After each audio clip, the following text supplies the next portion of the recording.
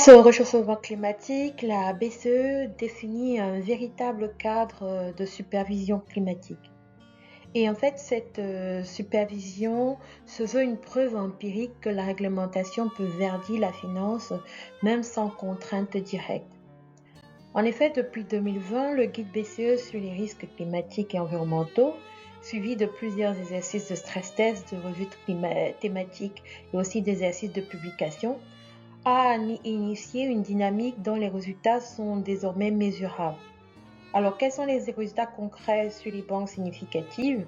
On a noté en fait une réduction du risque climatique avec un score ajusté, des augmentations de prêts verts, une note des émissions d'obligations vertes et la croissance des actifs ESG sous gestion.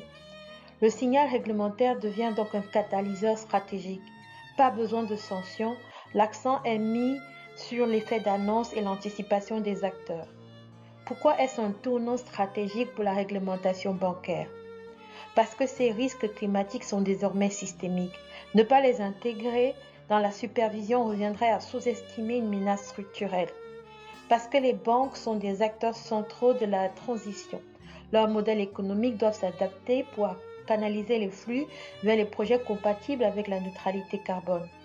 Parce que la réglementation douce fonctionne, au moins partiellement. Même sans mesures coercitives, la supervision climatique a déclenché une évolution tangible des comportements bancaires. Mais attention, tout n'est pas gagné. Les effets mesurés sont encore très modestes. Simplement 0,2% des obligations émises actuellement sont vertes. La qualité des données ESG reste le maillon faible. Elles sont autodéclarées, peu comparables, souvent non auditées et sont des proxys pour la majorité des cas. Le risque de greenwashing demeure très important. Le cadre méthodologique mérite encore d'être élargi avec la comparaison de la pratique de la BCE avec d'autres juridictions, l'intégration de l'ESG dans le SREP.